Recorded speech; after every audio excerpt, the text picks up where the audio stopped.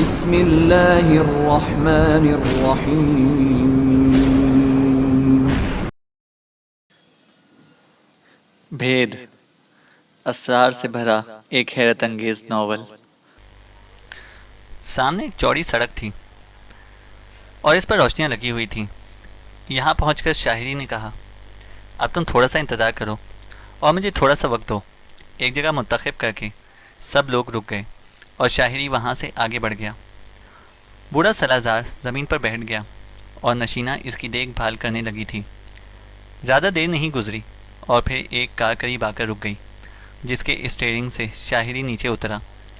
آؤ بیٹھ جاؤ نشینہ، تم بابا سلازار کو لے کر پیچھے بیٹھ جاؤ اور تم میرے پاس آ جاؤ۔ شاہری نے کامران کو اشارہ کیا۔ کامران اب بھی اپنے ذہن پر قابو پانے کی کوشش کر رہا تھا۔ وہ اڑے اڑے نقوش آہستہ آہستہ مدھم پڑتے چلے جا رہے تھے۔ اپنا تجزیہ کرتا تو یہی اندازہ لگاتا کہ سر جس طرح زخمی ہوا تھا، اس نے کچھ عرصے کے لیے اسے انوکھے خوابوں میں پھینک دیا تھا اور اب ان خوابوں کی دنیا سے واپس آتا جا رہا تھا۔ اسے اندازہ ہو گیا کہ شاہری نے یہ کار کسی سے چھینی ہے۔ وہ کہنے لگا، ذرا اس شخص کو اٹھا کر ان جھاڑیوں میں پھینک دو۔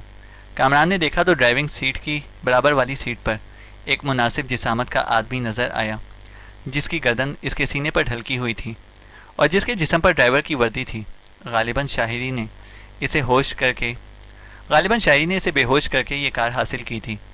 کامران نے بے ہوش شخص کی بغلوں میں ہاتھ ڈالا اور اسے اٹھا کر جھاڑیوں کی جانب اچھال دیا، جو اس سڑک کے نشیب میں واقع تھی۔ نہ جانے کیوں کامران کے اندر ایک وحشت بیدار ہو گئی تھی۔ وہ اس حادثے کے بعد جسمانی طور پر اپنے آپ کو بہت طاقتور پا رہا تھا۔ اپنی دانست میں وہ ہلکے پھلکے کام کرتا تھا، لیکن مقابل پر اس کے خوفناک اثرات ہوا کرتے تھے۔ اس دوران شاہری نے کار آگے بڑھا دی تھی۔ کامران نے مسکراتے ہوئے کہا، تم نے یہ کار اسی شخص سے حاصل کی تھی نا؟ ہاں، وہ بولا۔ بہرحال یہ سفر خاصا طویل رہا اور اس کے بعد کچھ دیر کے لیے گاڑی پیٹرول پمپ پر جا کر رکی۔ شاہری نے اس میں پیٹرول بھروایا۔ دفتن ہی شاہری نے اس سے کہا، مسٹر کامران، براہ کرم میں نے کچھ کھانے کی چیزیں یہاں سے خریدی ہیں، آپ انہیں لے لیجئے۔ سفر کے دوران نشینہ نے اپنے باپ کو سنبھال رہی تھی۔ اچانک ہی اس نے کہا، ایک بات بتاؤ شاہری، یہ کار، پیٹرول پمپ اور یہ تمام چیزیں کیا ہمارا راز نہیں کھول سکتی؟ یقیناً، لیکن ہمیں برق رفتاری سے دور نکل جانا ہوگا اور پھر اس کے بعد ہم اپنی منزل الگ تلاش کر لیں گے۔ کامران ان باتوں سے بے خبر اپنے آپ میں مست تھا۔ وہ اپنی ذہنی قوتوں کو اپنے اندر جمع کرتا جاتا تھا، یہاں تک کہ اسے نیند آ گئی۔ اس کے بعد جاگا تو اجالا پھوٹ چکا تھا اور کار غالباً رکی ہوئی تھی۔ شاہری نے عاجزی سے کہا، کامران، ہم اپنی منزل پر پہنچ گئے ہیں، کار سے اترنا ہوگا۔ اس کے بعد کوئی 2 فرلانگ کا فاصلہ طے کرنا پڑا اور کامران ان تینوں کے ساتھ اس عمارت میں داخل ہو گیا، جو خاصا فاصلہ طے کرنے کے بعد نگاہوں کے سامنے آئی تھی۔ اس عمارت میں ان کی ملاقات ایک پستہ قامت شخص سے ہوئی تھی، جس کے چہرے کا رنگ تانبے کی مانند تھا۔ جسامت معمولی لیکن بدن مشقت کا عادی نظر آتا تھا۔ آنکھیں نیند سے قبل از وقت جاگنے کی وجہ سے چندھیائی ہوئی تھیں۔ تم آ گئے، بڑا اچھا ہوا۔ اب تم تیاریاں کر لو، تمہاری کشتی تیار ہے۔ میں ایک عمدہ سوداگر ہوں، جس چیز کا سودا کر لیتا ہوں وہ سمجھ لو میرے سینے میں کیل کی طرح گڑ جاتی ہے۔ اگر مناسب سمجھو تو میرے ساتھ کچھ کھانے پینے کا فیصلہ کر لو۔ نہیں، ہم نے کھانا کھا لیا ہے۔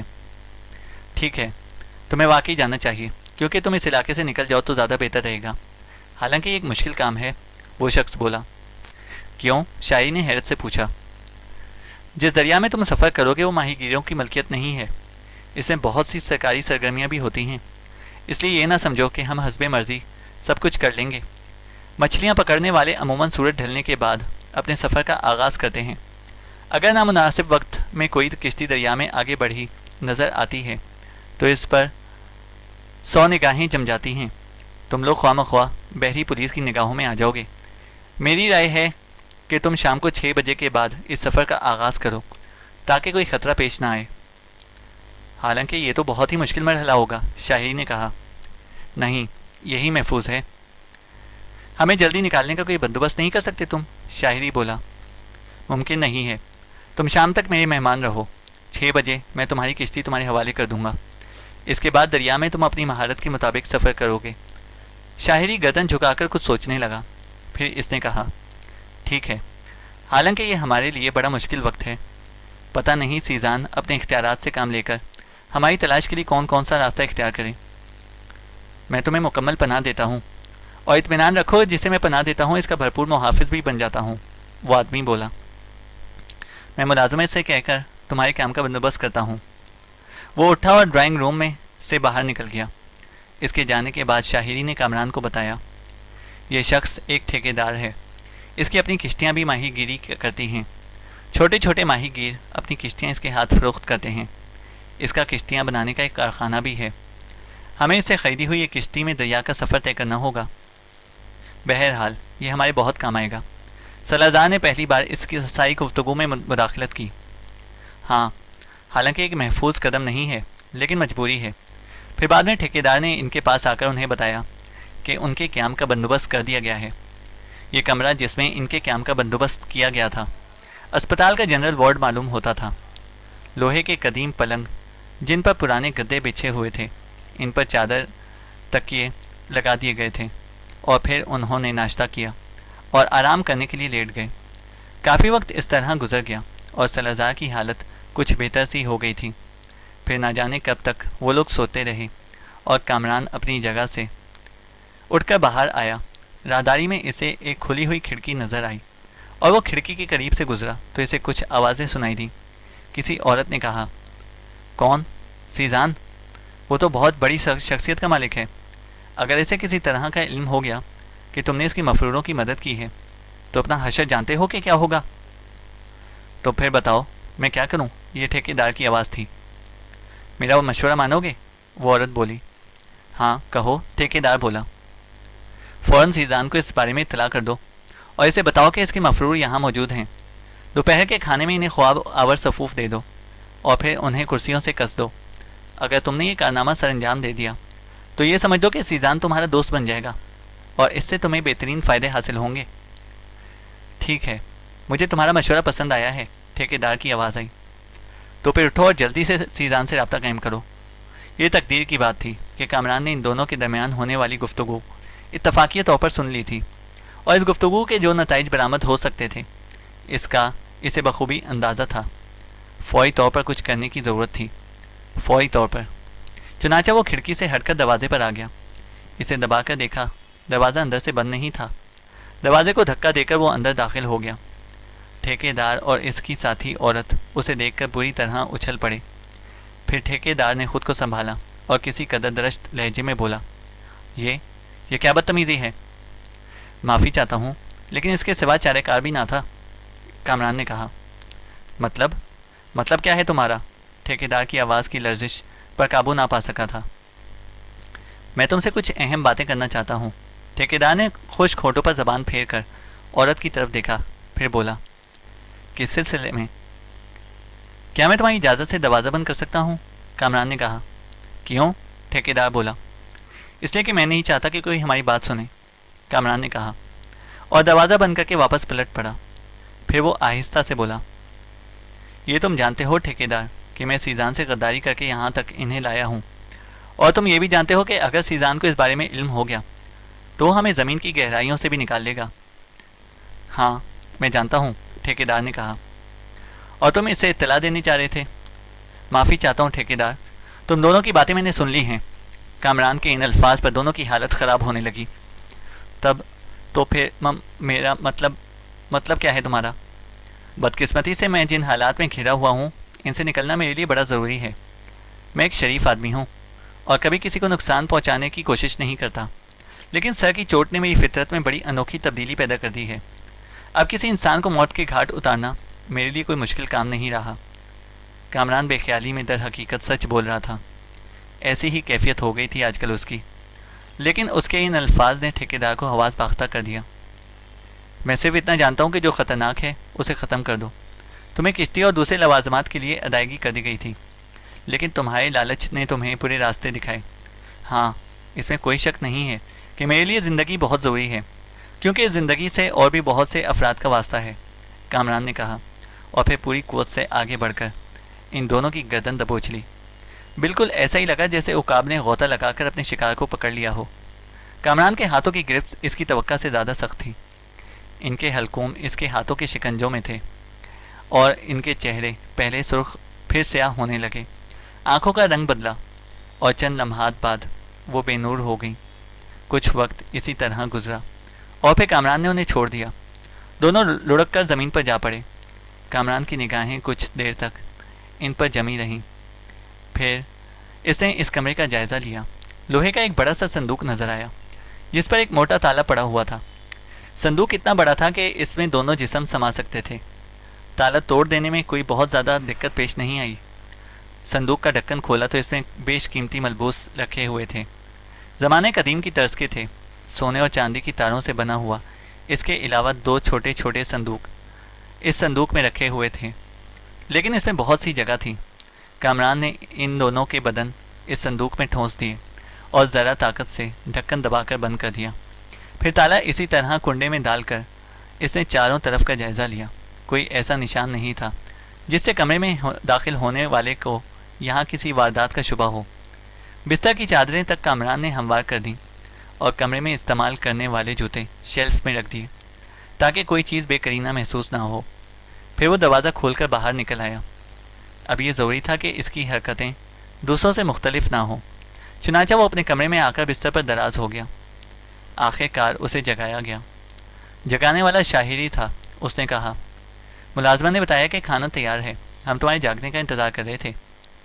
ہاں ٹھیک ہے، اٹھتا ہوں، کامران نے کہا اور پھر وہ تیار ہو گیا۔ ملازمہ نے کھانے کا انتظام کر دیا۔ اس نے ٹھیکیدار کے بارے میں پوچھا تو ملازمہ نے کہا، وہ کہیں چلے گئے ہیں، ہمیں نہیں معلوم کہ کب تک واپس آئیں گے۔ ہمارے لیے جو انتظام کیا گیا ہے اس کے بارے میں کیا رہا؟ شاہری نے پوچھا۔ میں نہیں جانتی، ملازمہ نے کہا۔ شاہری پریشان نظر آنے لگا۔ اس نے اس دوران کے دوسرے راستوں کے بارے میں سوچا تھا۔ بہرحال کچھ وقت کے بعد ایک خاص آدمی آیا، اس کے سپرد کی تمام ذمہ داریاں تھیں۔ اس نے حیرانی سے کہا، آپ کو بھی یہ بات نہیں معلوم کہ ٹھیکیدار کہاں گئے ہیں؟ نہیں، بہرحال میں تم سے جو تیاریوں کے بارے میں پوچھنا چاہتا ہوں۔ انہوں نے مجھے جو ہدایات دی تھیں میں نے ان سب کی تکمیل کر دی ہے۔ اب وقت ہی نہیں ہے، بہتر ہے کہ آپ میرے ساتھ چلیں، اب مزید انتظار غیر مناسب ہے۔ وہ شخص بولا، ہم نے تمام ادائیگیاں کر دی ہیں، کیا تمہیں اس بات کا علم ہے؟ شاہری نے پوچھا۔ ہاں، آپ اطمینان رکھیں۔ وہ دریا کے کنارے پہنچ گئے۔ شاہری نے اس بارے میں خاطر خواہ معلومات حاصل کر لی تھیں۔ ایک نقشہ بھی اس کے پاس موجود تھا۔ وہ اس سفر سے بہت مطمئن تھا، چنانچہ بوسیدہ وین انہیں ساحل تک لے آئی تھی۔ وین میں مچھلیوں کی بو رچی ہوئی تھی۔ کامران وغیرہ باہر آ گئے اور اس کے بعد وہ اس کشتی تک پہنچ گئے۔ کشتی چھوٹی لیکن بہت سی خصوصیات کی حامل تھی۔ ملازم نے اسے بتایا، ماہی گیر کبھی موٹر بوٹ استعمال نہیں کرتے، ان کی کشتیاں بادبان اور پتوار سے سفر کرتی ہیں، لیکن چونکہ تمہارے سفر کی نوعیت مختلف ہے اس لیے کہ ٹھیکیدار نے اس میں انجن لگوایا ہے۔ میں نے اسے فرمائش کی تھی، شاہری نے کہا۔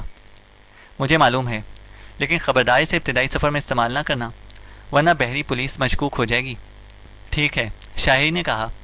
کھانے پینے کی اشیاء، ضروریات کی دوسری چیزیں، موٹی رسیوں کے لچھے، سب جائزہ لینے کے بعد وہ اس میں سوار ہو گئے۔ سورج غروب ہو گیا اور شاہری نے رسہ کھول دیا اور پتوار سنبھال لیے۔ کشتی روانی پر آئی تو اس نے پتوار کپ میں پھنسائے اور رسی کے ایک ڈھیر پر آ بیٹھا۔ اب وہ اپنی محبوبہ کے ساتھ بیٹھا مسکرا رہا تھا۔ نشینہ بھی بہت خوش نظر آ رہی تھی۔ اپنے باپ کی کامیاب رہائی سے وہ بڑی مطمئن اور مسرور تھی۔ اس نے بڑے پیار سے اپنے محبوب کی طرف دیکھا۔ کامران خاموش بیٹھا دریا کی روانی کو دیکھ رہا تھا۔ دوسری کشتیوں نے بھی بادبان نہیں کھولے تھے۔ دیر تک اسی طرح خاموشی طاری رہی۔ کامران وسیع دریا کے پھیلاؤ میں بکھری کشتیوں کو دیکھ رہا تھا اور اس کے ذہن میں ماضی گردش کر رہا تھا۔ آہ، کیسی عجیب بات ہے، کیا ہوا ہے؟ دماغ کی چوٹوں نے یادداشت تو واپس کر دی تھی، لیکن بس ایک تبدیلی ضرور پیدا ہو گئی تھی۔ بدن کی طاقت بے پناہ بڑھ گئی تھی، کارکردگی کا انداز بھی تبدیل ہو گیا تھا، جسم میں بے حد پھرتی اور طاقت آ گئی تھی، اور تھوڑی سی سنگدلی بھی پیدا ہو گئی تھی، ورنہ 2 افراد کو اس طرح قتل کر دینا کامران جیسے آدمی کا کام نہیں تھا۔ لیکن اب وہ اپنے دل میں اپنے کام کی تکمیل کے لیے بے پناہ قوتیں پاتا تھا۔ کرنل گل نواز، غزل سنائی، اس کی بیوی شعورا، دونوں کی سنائی ہوئی کہانی، علی سفیان اس کے ساتھ ایک انتہائی پراسرار کردار جو والش کے بیان کے مطابق ہزاروں سال سے زندہ تھا، ایک انوکھی حیثیت کا حامل، ناقابل فہم ناقابل سمجھ کوئی بات جو ذہن میں آ رہی ہو۔ ایک عجیب سا احساس دل کی گہرائیوں میں اترتا تھا۔ والش کا وہ انداز، وہ اسے پاتال پرمتی اور پتہ نہیں کیا کیا کہہ کر پکارتا تھا، جبکہ کامران سوچتا تھا کہ میں تو مہذب دنیا کا ایک فرد ہوں، میرا بھلا ان معاملات سے کیا تعلق؟ لیکن یہ سب ہو چکا تھا، اور اب یہاں ان 3 افراد کی مدد، بے لوث، بے غرض، اس کے بعد کہاں جاؤں گا؟ کچھ نہیں پتہ۔ سب سے بڑی بات یہ تھی کہ ایک پراسرار سفر کے بعد اچانک وہ نہ جانے کہاں سے کہاں پہنچ گیا تھا۔ شہری آبادیاں، کاریں، مکانات، اس کا مطلب ہے کہ اسے بڑا طویل سفر طے کرا کے یہاں لایا گیا تھا، لیکن مقصد اب بھی نامعلوم تھا۔ دفتن کشتی کو ایک جھٹکا لگا اور خیالات کا طلسم ٹوٹ گیا۔ کامران خاموشی کے بھنور سے نکل آیا اور تب شاہری نے کہا، بادبان کھول دوں؟ کیوں؟ کامران نے پوچھا۔ رفتار تیز ہے، بادبان اس رفتار کو کنٹرول کرے گا۔ اسی وقت دور سے ایک طاقتور سرچ لائٹ روشن ہوئی اور اس نے لمحوں میں انہیں اپنی گرفت میں لے لیا۔ یہ لوگ مستعد ہو گئے۔ نشینہ کشتی میں لیٹ گئی۔ سرچ لائٹ کا دائرہ انہیں حصار میں لیے رہا، پھر وہ بند ہو گئی۔ غالباً محافظوں کو شک ہوا تھا۔ یہ لوگ اس کشتی کا رخ بدلتے دیکھ رہے تھے۔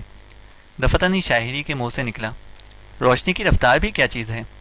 کیا کوئی شے اس سے زیادہ تیز ہو سکتی ہے؟ خیال، کامران نے کہا۔ ہاں، واقعی تم ٹھیک کہہ رہے ہو، شاہری بولا۔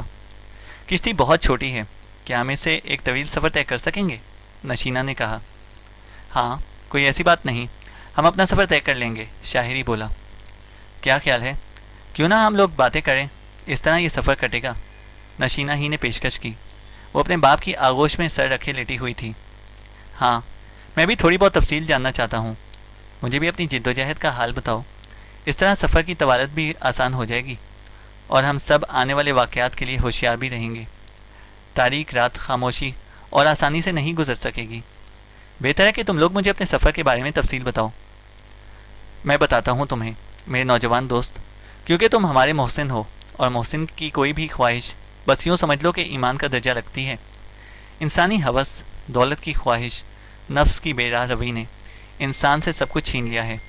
میں سیزان کے بارے میں تمہیں بتاؤں، اتنا کچھ موجود ہے اس کے پاس کہ اس کی نسلیں ختم کرنا چاہیں تو ختم نہیں کر سکیں گی۔ سیزان کو یہیں ایک دستاویز مل گئی تھی۔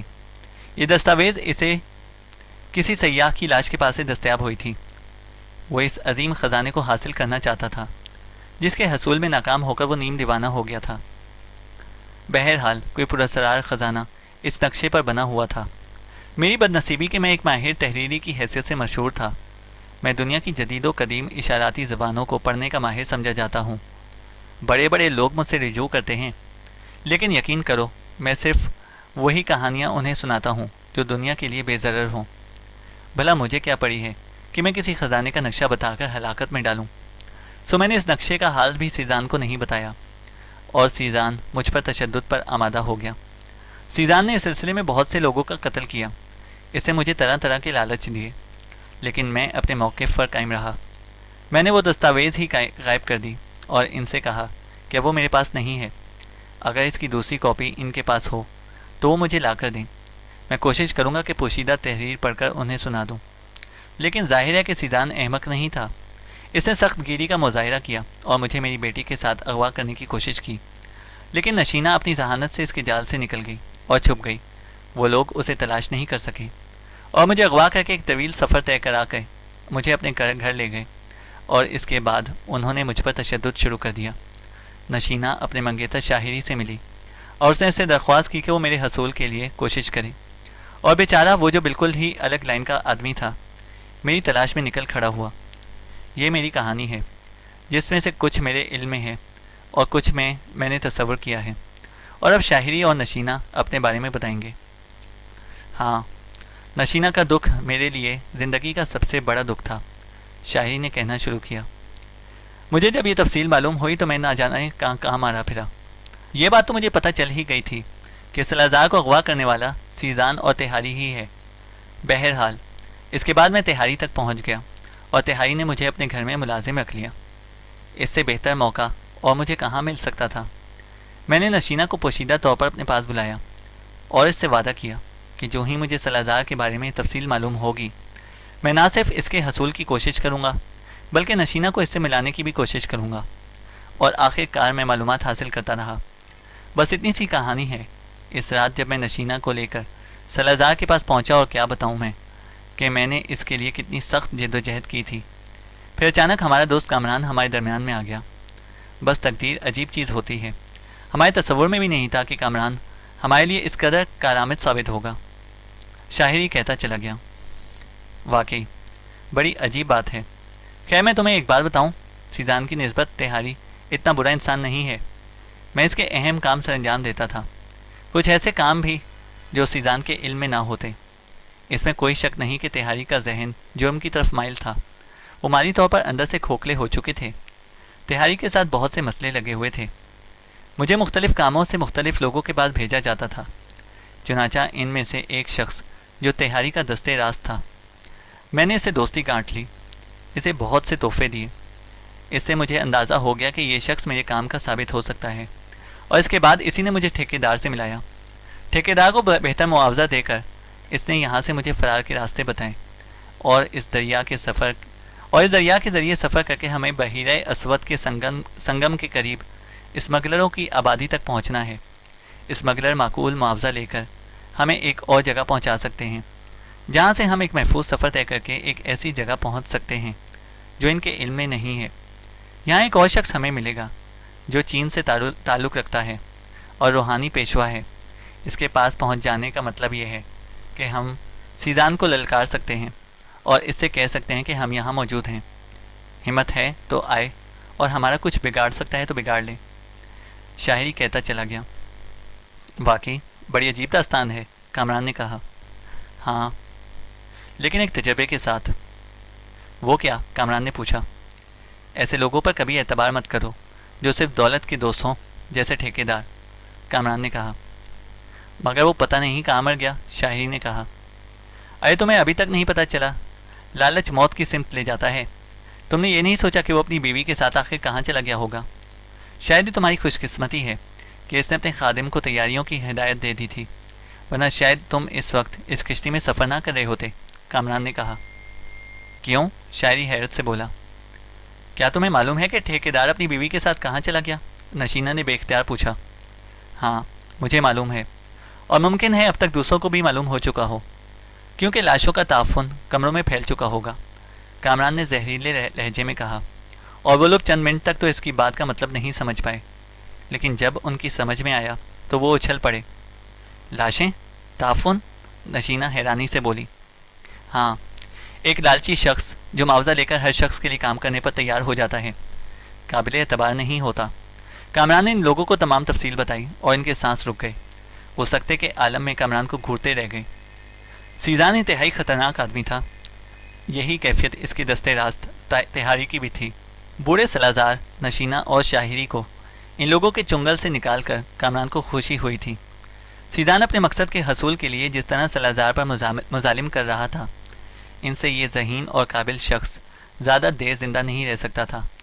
نشینہ بھی قابل رحم تھی، جو اپنے باپ کو بے پناہ چاہتی تھی۔ بہرحال اسے خوشی تھی کہ وہ ان لوگوں کے کچھ کام آ سکا، اور آخرکار اس وقت وہ آزادی سے سفر کر رہے تھے۔ ٹھیکیدار کی موت کی کہانی نے ان تینوں کو ششدر کر کے رکھ دیا تھا، اور وہ ابھی تک سحر زدہ تھے۔ پھر بوڑھے سلازار نے کہا، تم نے اپنا نام کامران بتایا ہے نا؟ کامران چونک کر بوڑھے کو دیکھنے لگا تو اس نے جلدی سے کہا، نہیں، میں اس نام پر شک نہیں کر رہا۔ کامران، تم سے میں ایک سوال کرنا چاہتا ہوں۔ جی؟ کامران نے پوچھا۔ جتنی جد و جہد تم نے میری زندگی کے لیے کی ہے، اور جس طرح کسی عمل کی پرواہ کیے بغیر تم نے میری رہائی کے لیے راستے صاف کیے ہیں، میں تمہیں اس کا کیا صلہ دوں گا؟ کیا صلہ دے سکتے ہیں آپ؟ کامران نے کہا۔ یہی تو سوچ رہا ہوں۔ اچھا ایک بات بتاؤ، سلازار بولا۔ نشینہ اور شاہری بھی ان کی طرف متوجہ تھے، انہیں بھی احساس تھا کہ ان کا محسن کہیں بزرگ سلازار کی بات کا برا نہ مان جائے۔ کامران سوالیہ نگاہوں سے بوڑھے کو دیکھ رہا تھا۔ تب سلازار نے کہا، کیا خزانہ تمہارے لیے بھی دلچسپی کا باعث ہے؟ نہیں، اپنے بارے میں آپ کو کچھ بتاؤں تو آپ حیران رہ جائیں گے۔ کامران کے لہجے میں تلخی گھل گئی تھی۔ کاش تم اس پر آمادہ ہو جاؤ۔ میں بھی آپ سے اس کی فرمائش کروں گی، نشینہ نے بے اختیار کہا۔ بہت سی انسانی کمزوریوں کے ساتھ ساتھ یہ بھی ایک انسانی کمزوری ہے، اپنی ذات میں چھپے ہوئے طوفانوں کو ہمیشہ ہی راستوں کی تلاش ہوتی ہے۔ बस समुद्री तूफान हवा के चंद झोंकों से बेलगाम होकर मचल जाते हैं और दिलों में छुपे हुए तूफान एक ऐसी हमदर्द निगाह की तलाश में भटकते हैं जो दिल की गहराइयों में अपनी जगह बना लेते हैं, और इसके बाद अंदर की आवाज़ें बेचैन हो जाती हैं। कामरान अपनों को खो बैठा था, बेशुमार ख्वाहिशों में घिरा हुआ, लेकिन इस तरह दुनिया को देखने वाला कि किसी की निगाह में अपने लिए वो जगह ना पाए जो अंदर छुपे हुए तूफ़ान को मुतहर्रिक कर देती है। इस वक्त नशीना, शाहिरी और सलाज़ार बहते दरिया में इस किश्ती में इसके साथ बैठे हुए थे और कुछ इस तरह इसके बारे में जानने के ख्वाहिशमंद नज़र आ रहे थे कि इसके दिल में बेख्तियार उन्हें अपने बारे में बताने की आरज़ू मचलने लगी। और फिर जहन को माजी की तरफ छलांग लगाने से कौन रोक सकता था। वो घर जहाँ एक एक करके अपनों ने इसका साथ छोड़ दिया, ले देकर एक बहन रह गई थी जिसे बड़ी चाहत से पिया के घर रवाना कर दिया था, लेकिन इसके बाद इसके बदकिरदार बहनोई ने इससे आखिरी नायाब मोती भी छीन लिया। इसकी बहन को कत्ल कर दिया गया। तब इसने सोचा कि ये तो कोई बात ना हुई, कुछ तकदीर ने छीन लिया, कुछ दुनिया ने। इसे देने वाला कोई नहीं है इस कायनात में, सब छीनने वाले ही हैं। जहनी बहरान ने शिद्दत इख्तियार की तो बहनोई की ज़िंदगी छीनने के लिए चल पड़ा, और जब मस्जिद के सामने से गुजर रहा था तो अल्लाह का हुक्म सादे हुआ।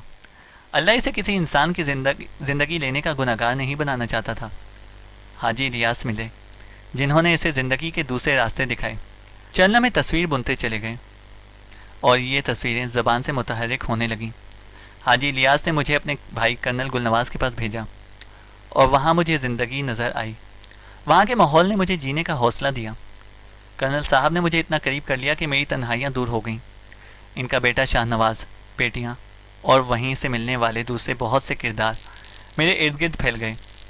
मैं माजी को फरामोश करने में कामयाब हो गया और इसके बाद कुछ पुरअसरार वाक़यात ने मेरी ज़िंदगी में नए गुल खिला दिए। मैं इस वक्त तिब्बत और सिंकियांग की वादियों में भटक रहा था कि तब्दीलियाँ रौनमा हुई, ज़ख्मी होकर न जाने कहाँ से कहाँ पहुँच गया, और जब होशो हवास कायम हुए तो वहाँ था जहाँ से तुम लोगों को लेकर यहाँ तक पहुँचा।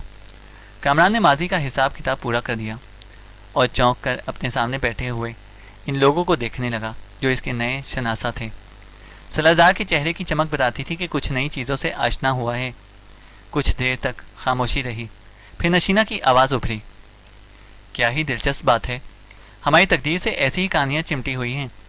कहीं ना कहीं से किसी नई कहानी का आगाज़ हो जाता है। सलाज़ार नशीना को देखने लगा, फिर उसने गहरी सांस लेकर कहा, तुमसे एक सवाल करूं? सच्चा जवाब दोगे बेटे? हाँ, मेरी खुद दिली आरज़ू है कि मैं सच के कुछ रिश्ते कायम करूं जो छोड़ आया हूं। इसे कैसे पा सकूंगा ये नहीं जानता, कामरान ने कहा। मैं जानता हूं। सलाज़ार की पुरअसरार आवाज़ उभरी और कामरान चौंक कर सलाज़ार को देखने लगा। आप? हाँ, सलाज़ार बोला। कैसे? कामरान ने कहा। बस बेटे, अभी नशीना ने कुछ अल्फाज कहे थे। बात सही है, हमारी ज़िंदगी से भी कुछ ऐसे ही वाक़यात मुंसलिक हैं, लेकिन मैं तुम्हें बताऊं कि ख़जाने इंसान की अपनी ज़ात में पोशीदा होते हैं। कोई छोटा सा अमल तुम्हें खुशियों का वो ख़जाना दे सकता है जो तुम्हारी ज़िंदगी को सैराब कर दे। अपनी ज़िंदगी दाव पर लगाकर सोने के पीले ढेर और चमकते हुए पत्थर हासिल करना हिमाकत के सिवा और कुछ नहीं है। मालिक के दो जहां ने ज़िंदगी के जो सांस तुम्हें अता किए हैं, इनसे बड़ा ख़जाना इस कायनात में कहीं नहीं है। और इन सांसों को खुशगवार बनाने के लिए ना सोना ज़रूरी होता है और ना हीरे। खुशियाँ तो अपने अंदर से उभरती हैं, और इन खुशियों के हसूल के लिए तुम्हें अपने छोटे छोटे काम करना होते हैं। बस फैसला करना ज़रूरी है। कामरान इन अल्फाज पर गौर करने लगा। ये अंदाज़ा तो इसे होता जा रहा था कि ये लोग वो हैं जिनके अंदर सच्चाई पलती है। फिर इसके बाद इस मौजू में इतनी दिलकशी पैदा हुई कि सभी इसमें खो गए। किश्ती की रफ्तार खूब तेज़ हो गई और ये लोग बातों में उलझे होने की वजह से माहौल से बेखबर हो गए। रात की तारीकियों में दरिया के शोर के अलावा और कोई आवाज़ नहीं थी। अगर कोई आवाज़ थी तो इनकी ये पुरअसरार कहानियाँ जो एक अनोखा शहर बन गई थी, और वो सब इस शहर में इस तरह खो गए थे कि सफ़र रास्तों का कोई एहसास नहीं रहा था। सलाज़ार ने कहा, हमारा ये सफ़र ज़्यादा तवील नहीं होगा। हमें कुछ वक्त के बाद दरिया के किनारे दरख्तों का एक ऐसा झुंड नज़र आएगा जो मोर के फैले हुए परों की तरह नज़र आता है। इस झुंड को अबूर करके हमें अपनी किश्ती को किनारे की सिमत लाना होगा और इसकी रफ्तार सुस्त करना होगी ताकि हम साहिल पर उतर सकें। अचानक ही नशीना चौंक पड़ी। اس کے حلق سے ایک عجیب سی آواز نکل گئی اور سب اسے دیکھنے لگے۔ کیا بات ہے نشینہ، کچھ ہوا؟ وہ جگہ تو کافی پیچھے رہ گئی جہاں درختوں کا جھنڈ کچھ اس ترتیب سے تھا کہ مور کے پھیلے ہوئے پر محسوس ہوتے تھے۔ کیا واقعی؟ سلازار اچھل پڑا۔ ہاں، چونکہ ایسے کسی نشان کا تذکرہ میرے سامنے نہیں ہوا تھا اس لیے میں اس کے بارے میں نہیں بتا سکی، نشینہ بولی۔ وہ جگہ کتنی پیچھے رہ گئی؟ سلازار نے پوچھا۔ کافی پیچھے۔ اچانک ہی کامران کی آواز ابھری۔ کشتی کی رفتار حیرت انگیز حد تک تیز نہیں ہوتی جا رہی؟ میرے خدا، میرے خدا، میرے خدا! سلازار کا لہجہ خوف سے ڈوبا ہوا تھا۔ کیا ہوا؟ ضرور کوئی خاص بات ہے پاپا۔ نشینہ بھی دہشت زدہ ہو گئی۔ ہاں، ہمارا یہ سفر بہت تیز رفتاری سے طے ہوا ہے اور ہم باتوں میں ایسے الجھے کہ راستے کا خیال ہی نہ رہا۔ یہ رفتار بتاتی ہے کہ ہم دریا کے آخری سرے کی طرف بڑھ رہے ہیں جہاں یہ دریا سمندر میں جا گرتا ہے، سلازار نے کہا۔ اوہ میرے خدا! کشتی کی رفتار مسلسل بڑھتی جا رہی ہے۔ نشینہ کے حلق سے چیخ نکل گئی۔ شاہری نے آہستہ سے کہا، زندگی بچانے کی جدوجہد شروع کر دینی چاہیے، ورنہ جہاں دریا سمندر میں گرتے ہیں وہاں زندگی نہیں بچتی۔ پانی کا تیز بہاؤ گہرائیوں میں لے جاتا ہے اور ان گہرائیوں سے کوئی شے اوپر نہیں ابھرتی۔ کشتی کو دریا کے بہاؤ کے خلاف چلانا مشکل ہے۔ میرا خیال ہے کہ ہمیں انجن اسٹارٹ کر دینا چاہیے اور اس کے ساتھ ہی اپنی جسمانی قوت کشتی کا رخ موڑنے میں استعمال کرنی چاہیے۔ چلو جلدی جلدی کرو۔ اور اس کے بعد ہر شخص نے پتوار سنبھال لیے اور کشتی کا رخ موڑنے کی کوششیں شروع ہو گئیں۔ سلازار کشتی کے انجن کو جگانے میں مصروف ہو گیا۔ کشتی پانی کے مخالف لہروں کا مقابلہ کرتے ہوئے ڈولنے لگی۔ سلازار اپنی کوششوں میں مصروف تھا۔ اس نے روتی ہوئی آواز میں کہا، خدا غارت کرے، پتہ نہیں وہ کس کے لیے بد دعا کر رہا تھا۔ کامران نے سوال کر ڈالا، کیوں؟ کیا بات ہے؟ کشتی کا انجن پرانا اور ناکارہ ہے، اسٹارٹ ہی نہیں ہو رہا، وہ بے چین لہجے میں بولا۔ کشتی کو مخالف سمت چلانے کی کوشش خطرناک ہو سکتی ہے، لہریں اور ان کا خوفناک بہاؤ اسے الٹ دے گا۔ کیا کروں؟ یہ انجن اسٹارٹ ہی نہیں ہو رہا، سلازار نے کہا۔ میرا خیال ہے کہ ہمیں بادبان کا رخ بدل دینا چاہیے، اسے مخالف سمت میں موڑ دیا جائے تاکہ کشتی کی رفتار سست ہو جائے۔ کامران پتہ نہیں کیسے ذہانت کا مظاہرہ کر رہا تھا، حالانکہ اسے ایسے کسی سفر کا کوئی تجربہ نہ تھا۔ بس اس وقت ہوش و حواس کو قابو میں رکھنے سے ہی کام بن سکتا تھا۔ بہرحال وہ سب